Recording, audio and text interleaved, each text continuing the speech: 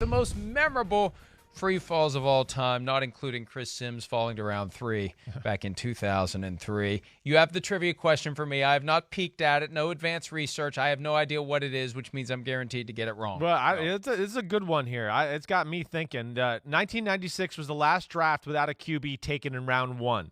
Who was the first QB taken in the draft by the Rams at pick 42? Tony Banks. Way to go. You're the man. Way to go. Way to look at the computer screen as soon as he took it off. Way to go. Good job. I'm telling you.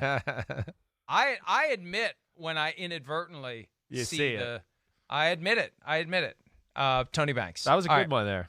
I forgot he was the starter of that 2000 Ravens team early in that year. Yeah, well, and he was with the Rams until the Rams decided to go with Trent Green. Right. Until Trent Green tore his ACL on a hit from our colleague Rodney Harrison in the 1999 preseason. And then Dick Vermeil cried sad tears and eventually cried happy tears, thanks to the former grocery bagger turned Arena Football League turned NFL Europe superstar Kurt Warner. Just amazing. They are making a movie of Kurt Warner's life. What the hell took him so long? Seriously. What a crazy-ass story that was. A guy who was in the draft pool in 94, undrafted. All the talk about Heath Schuler and Trent Dilfer. Kurt Warner, undrafted in 1994, bounces around, plays for the Iowa Barnstormers, the team that had the goggles above the face mask on the helmet. Yes, awesome. horrible. I love that. But anyway, what a story. What a story. Yeah, it's amazing. For Kurt Warner. Okay, I get the first pick. The all-time draft day free falls, it begins and ends in many respects with Aaron Rodgers. 24th overall in 2005. Wanted to be the first overall pick that year of the San Francisco 49ers. Offensive coordinator of the team was Mike McCarthy. Goes on to become the head coach in Green Bay. Awkwardness for the entirety of the McCarthy-Rodgers relationship. But, yeah, and just the video, and thank God they've gotten away from sticking the camera in the face of the guy who shows up at no fee, no appearance compensation. My God, that's Aaron Rodgers? That's amazing. Holy crap. But, constantly sliding all the way to the Packers at 24. That is the most memorable draft day free fall. Yeah, it's a pretty good one. I can still remember sitting there watching it, because, again, I was playing – I knew about Aaron Rodgers, in college. I remember seeing him a few times, just watching TV and college games going like, man, that guy looks like he can really throw it. I don't know. And then, again, I'm playing and I, hear people in the league, oh, Rodgers, he's going to be a top 5 pick, blah, blah, blah. I mean, I was there in Tampa where I think we were tossing around the idea of Rodgers as a top 5 pick that year because we had a top 5 pick. We took Cadillac Williams. So that was pretty amazing. And, the rumor was always that the 49ers thought, Alex Smith, they could control him better than Aaron Rodgers. He would listen to every word they said, where Rodgers was a little of an outside-the-box thinker. So that's funny there. All right, well, I'm going to go stay at the quarterback. To me, this is the all-time free fall is Dan Marino. Dan Marino, that 1983 draft, I think a lot of people thought he was going to be maybe the second quarterback off the board behind John Elway, certainly going to be a top 5, top 10 pick. There was a lot of rumors, I think, out there about maybe him being a partier at Pitt or whatever.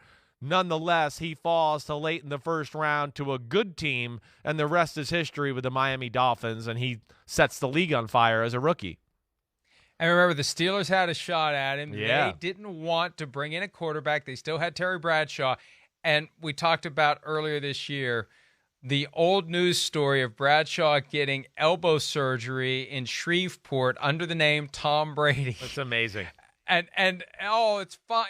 Just like always, surgery was a success. He's ahead of schedule. He'll be fine. He played like one more game, threw 8 more passes for the Steelers, and then no more Terry Bradshaw, so they would have really benefited from keeping Pittsburgh product, both growing up, high school, and college in town, and they didn't. Next one for me, 1998, Randy Moss. Oh, a guy baby. who, going into the draft, was regarded as a top 5 guy. The Cowboys had said, we're going to draft you, and the slide began, and it continued, and I was full-blown bleed purple Vikings fan in 1998, and I remember being very fearful, being resigned to the reality that the Bears were going to take Randy Moss, and this West Virginia guy was going to become a thorn in the Vikings' side for years to come. So as he slid and slid and slid and slid, I remember watching that thinking, there's no way he's making it to 21. There's no way he's making it to 21. And I think they sprinted, unlike 2002 and 2003 when they blew it with the clock,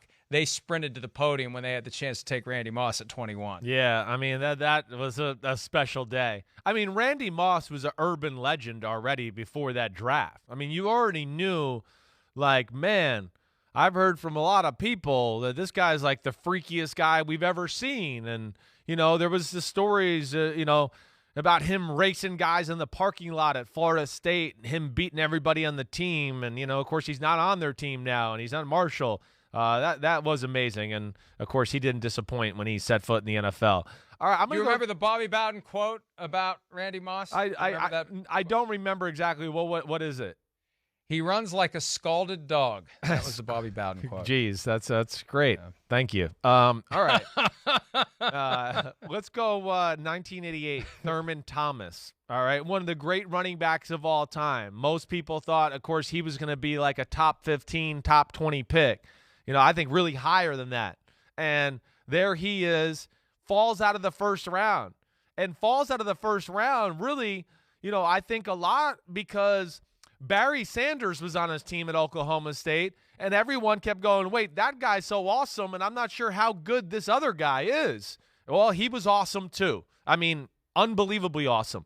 One of the best dual-threat running backs, right, pass game, run game that we've ever seen in league history, and really was one of the best offensive players in the NFL for about 6 years straight, at least in that conversation there with the Buffalo Bills. Next one for me, and even though he was still taken at number 12, he should have been taken a lot earlier. Yeah. I'm looking at the listing. He probably should have been number 1 that year. The great Warren Sapp, Hall of Famer, 1995. Right. And the irony here, and I need to ask Coach Dungy about this at some point. He was the defensive coordinator in Minnesota, and they took Derek Alexander, a defensive end who never did much of anything in the NFL. One pick before the Buccaneers got Warren Sapp, and Dungy would become the head coach of the Buccaneers the next year. There's got to be a hell of a story as to why the Vikings didn't take Warren Sapp. Remember the marijuana stuff came out? Sure. Like anyone would even give a crap now. 1995, oh no, he's possibly smoked marijuana, and he falls to number 12. I mean, amazing. Yeah, I think most people looked at Warren Sapp as a top 3, top 5 pick for sure. And, yeah, there was off the field, he might party too much type of crap out there. And, yes, I mean, good thing. I mean, Coach Dungy's probably happy. He's probably like, good thing we passed him up there. That helped me, my jump off to my career. All right, I mean, I think the last one I'm going to go to is Lamar Jackson. Lamar Jackson, pick 32. The whole night we sat there going, wait, are the Ravens going to take him at 15 or 16? Who's going to take him? What's going to happen? Is he going to go in the top 10? Then I really resided to the fact, like, he's not going to go in the first round. He's going to fall out. We'll see you tomorrow. And then the Ravens sweep in to get him at 32. And, of course, they made the right decision because he's been one of the best players in the league. And they moved around in round 1 right. Like they tend Kept to do dropping from time down. to time. And hey, look, Steve Bisciotti, the owner of the team, and, again, we're learning more and more how involved owners are. He was pushing middle of the round, get him. And it's like just they knew what they were doing. Right. There was champagne popping when they got Lamar Jackson at number 32. Hi, I'm Mike Tirico, and thanks for watching. Make sure to hit subscribe for the latest news and highlights from NBC Sports.